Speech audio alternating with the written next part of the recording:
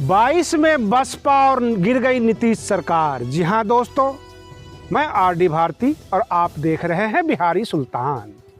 नई सरकार, यहाँ पे जो नारा दिया जा रहा है कि नया साल नई सरकार, कहने का तात्पर्य यह है, यह पूरा जो वीडियो है राजनीतिक विश्लेषण है। मैंने कहा 22 में बसपा और गिर गई नीतीश सरकार, इसके बारे में पूरी व्याख्या कर देता हूँ। समस्याएं बड़ी हो चुकी है और राजद बार बार ये कहती है बिहार में कि 17 विधायक जदयू के हमारे समर्थन में है, हमारे टच में हैं, लेकिन अगर 17 विधायक इनके पास आते हैं तो दल बदल कानून लगेगा, इसलिए 1/3 की ज़रूरत है। कहने का तात्पर्य यह कि 10 विधायक और चाहिए। 27-28 विधायक अगर इनके पास आ जाते हैं तो वो विधायक भी बने रहेंगे और नई सरकार भी बन जाएगी नया साल पे। परंतु क्या आप समझते हैं ये खोखली न्यूज़ है? ऐसा नहीं है। मैं आपको बताता हूं, हमारे माननीय मुख्यमंत्री नीतीश कुमार जी एक बेबस मुख्यमंत्री के रूप में हैं, क्योंकि हमेशा वो फैसले लिया करते थे स्वतंत्र रूप से। आज की तारीख में जो असेंबली है, स्पीकर भाजपा के, 2 उप मुख्यमंत्री भाजपा के, जगह जगह भाजपा हावी है, 74 विधायक है और इनके पास मात्र 43 विधायक। इन्होंने राष्ट्रीय अध्यक्ष पद से इस्तीफा दे दिया जदयू से। लोगों ने यहाँ तक कहा कि 2014 वाली गलती तो नहीं किया नीतीश कुमार जी ने, क्योंकि उस वक्त उन्होंने इस्तीफा मुख्यमंत्री पद से दिया था, जीतन राम मांझी को उन्होंने बनाया था, और इस बार उन्होंने पार्टी के राष्ट्रीय अध्यक्ष पद से इस्तीफा दे दिया। मैं आपको बता देता हूँ गलती का मुख्य कारण क्या है। जो रामचंद्र प्रसाद सिंह यानी आरसीपी सिंह सांसद हैं जदयू के, वो राष्ट्रीय अध्यक्ष बने हैं और जाति से वो कुर्मी आते हैं, जहां से इनका वोट बैंक है नीतीश कुमार जी का। और ये वही आरसीपी सिंह हैं जो मुंगेर के एसपी लिपि सिंह के पिताजी हैं। जाहिर सी बात है, प्रशासन में उनकी धमक, समाज में उनकी धमक, अब पार्टी के वो राष्ट्रीय अध्यक्ष भी बन गए। अगर वो ये कह देते हैं कि मैं नहीं हटूंगा पद से, नीतीश कुमार जी क्या बिगाड़ लेंगे? विधानसभा में नीतीश कुमार जी के साथ कौन है? स्पीकर है भाजपा का, पूरा का पूरा विधायक दल भाजपा का, 2 डिप्टी सीएम भाजपा का। अगर यह राजद के साथ जुड़ते हैं तो मुख्यमंत्री बनकर अथवा प्रधानमंत्री चेहरा बनकर, और इस न्यूज में बहन मायावती जी को हमने प्रमुखता से क्यों कहा कि 22 में बसपा, क्योंकि बहन जी के पास एक ही विधायक है बिहार में और 5 विधायक ओवैसी जी के साथ है। राजद और नीतीश कुमार अगर बनते हैं, गठबंधन करते हैं, तो बहन मायावती जी क्या जरूरत है? मैं आपको आगे बताने वाला हूं कि कहां से जरूरत पड़ गई है। इस न्यूज में शंकाएं, संदेह और तर्क भी है।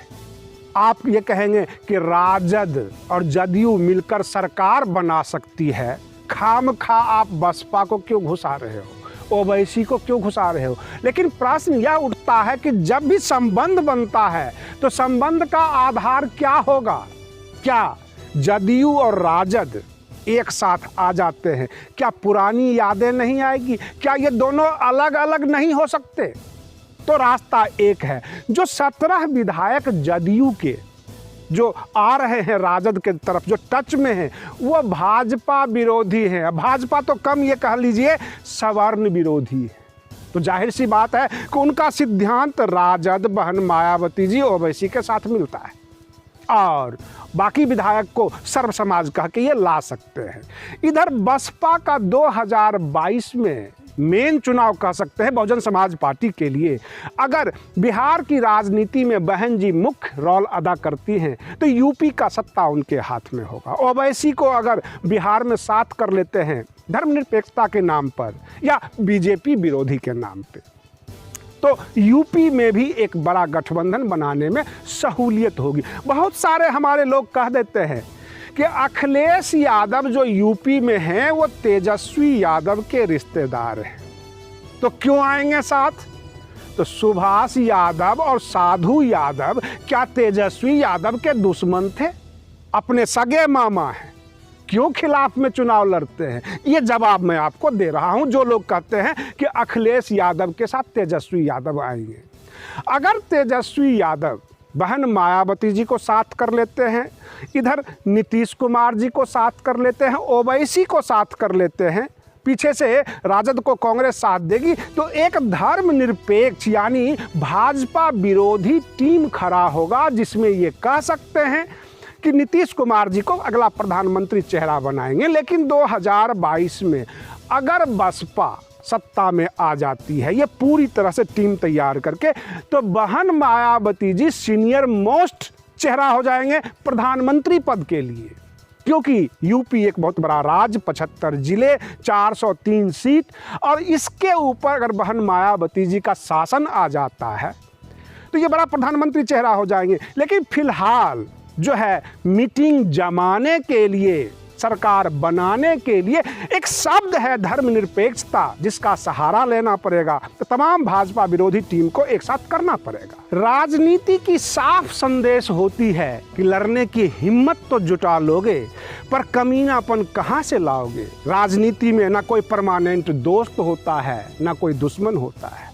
हम पार्टियों का विश्लेषण करते हैं, कई बार हम किसी भी प्रकार के, कोई धर्म में अच्छी बात होती है तो उसका भी बड़प्पन कर देते हैं, परंतु मुझे किसी धर्म, किसी जाति से कोई लेना देना नहीं। हम गरीबों की आवाज़ बनकर आपके सामने खड़े हो जाते हैं।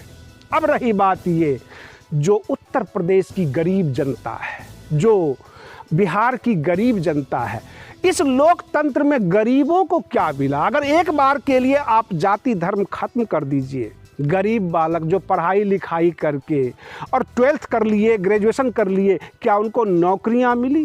क्या सस्ते रेट पर चावल दाल मिला इन गरीबों को?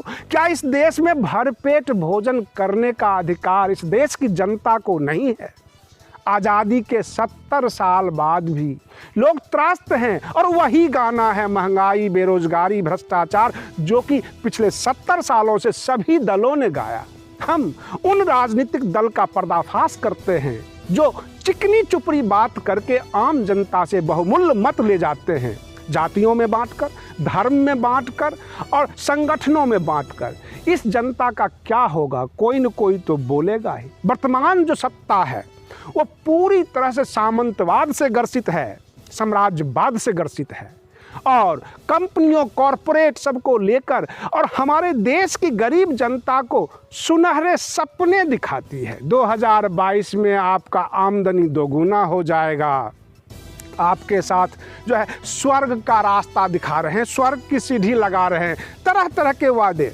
आपने देख ही लिया होगा, नमामि गंगे था, सारी जितने भी शहर को पता नहीं कौन कौन से देश दान में लिया करता था, लोग झूला भी झूले हैं चीन के राष्ट्रपति जी के साथ। लेकिन क्या उसका परिणाम निकला 6 साल के बाद, आप मुझे कमेंट करके बता सकते हैं। बिहारी सुल्तान चैनल गरीबों की आवाज़ है, उन मजलूमों की आवाज़ है, उन बेरोजगार युवाओं की आवाज़ है। हम आवाज़ उठाएंगे, हम किसी से नहीं डरने वाले। और इस नए साल पर नए तरह का लुक आप हमें देखेंगे कि बिहारी सुल्तान कितनी क्रांतिकारी कदम उठाने जा रही है। आप बने रहिए बिहारी सुल्तान चैनल पर। तब तक के लिए धन्यवाद।